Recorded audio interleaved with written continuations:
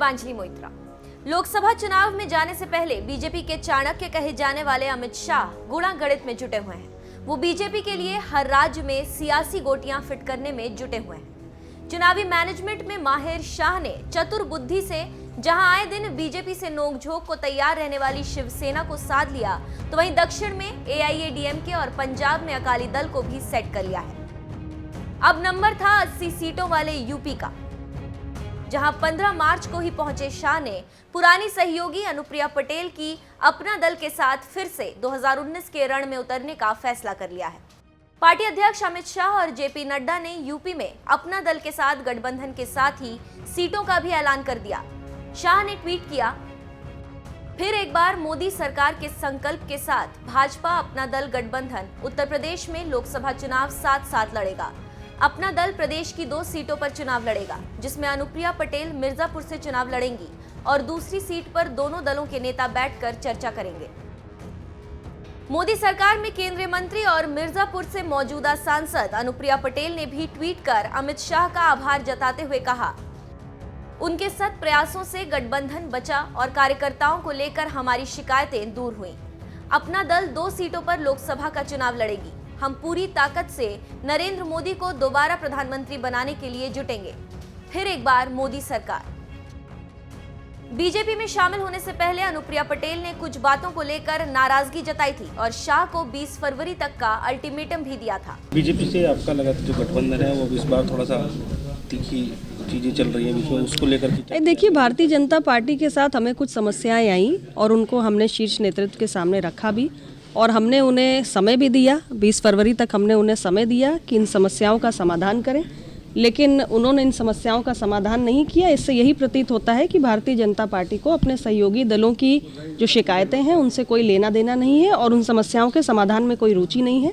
इसलिए अपना दल अब स्वतंत्र है अपना रास्ता चुनने का। लेकिन अमित शाह जैसे हर समस्या का समाधान अपने साथ लेकर चलते हैं। अब अनुप्रिया को बीजेपी से जो शिकायत रही हो ये तो वही जानती हैं, लेकिन शाह ने उनकी शिकायत दूर जरूर कर दी है और अपना दल के साथ गठबंधन के तहत शाह ने मिर्जापुर से अनुप्रिया पटेल को टिकट दिया है, जो फिलहाल इसी सीट से मौजूदा सांसद हैं।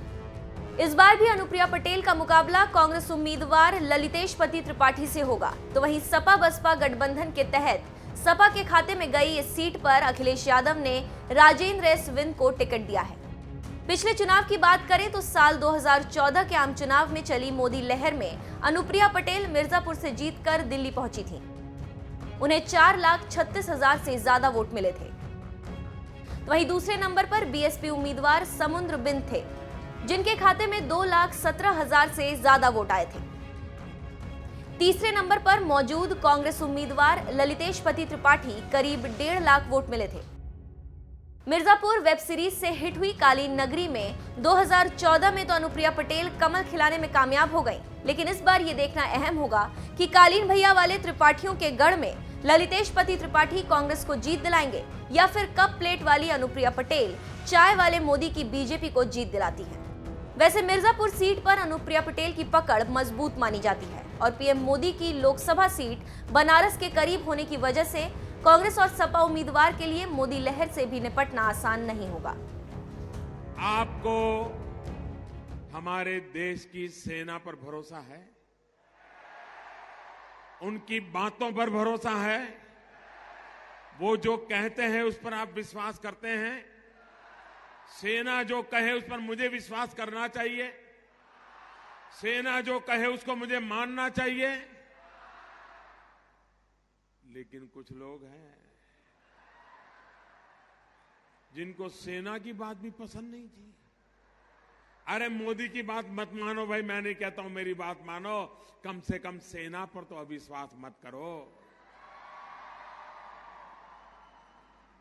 उनके पराक्रम पर तो दाग मत लगाओ। वो जान की बाजी लगा करके खेलता है, वो देश के लिए मर मिटने के लिए निकलता है और सफल होकर के आता है तो आपकी नींद हराम हो जा रही है। और मान लीजिए ये हमारे सेना के लोग गए थे और मान लीजिए वहां कुछ हमारी योजना के हिसाब से ना हुआ होता और कुछ उल्टा हो गया होता, तो ये लोग क्या करते? क्या करते मुझे बताइए? किसका इस्तीफा मांगते हैं? किसका इस्तीफा मांगते हैं? क्यों भाई?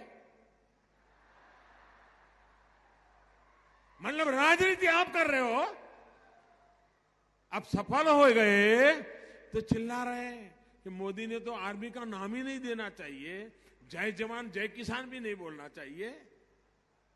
क्या देश की सेना के जवानों का गौरव करना चाहिए कि नहीं करना चाहिए? उनका सम्मान करना चाहिए कि नहीं करना चाहिए? लेकिन इनके पेट में दर्द हो रहा है। अब ये कहते हैं ये तो चुनाव वाला खेल है। जब सर्जिकल स्ट्राइक हमने पहली बार की तब कहां चुनाव था भाई? ये हमारा सिद्धांत है, हम घर में घुस के मारेंगे।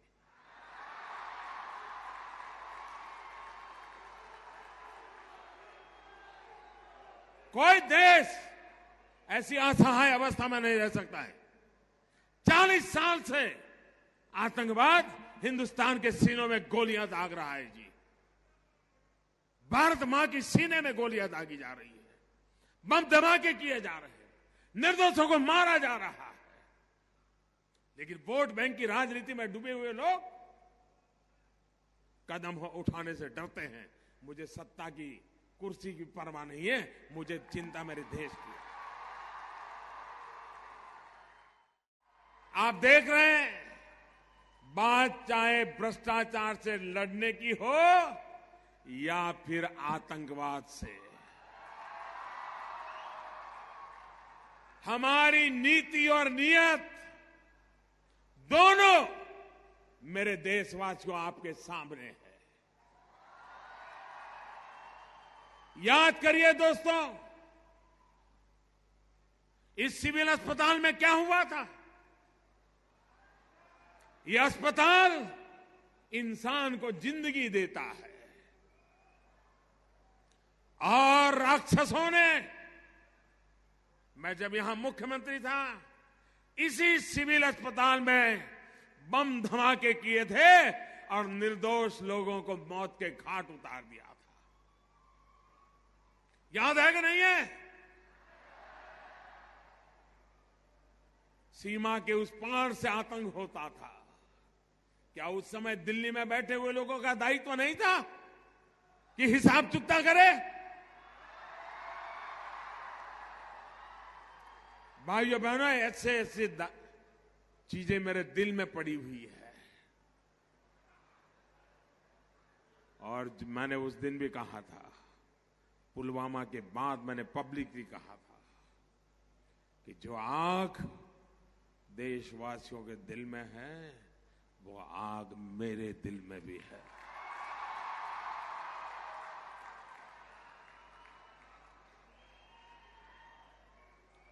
अगर उस समय सरकार में दम होता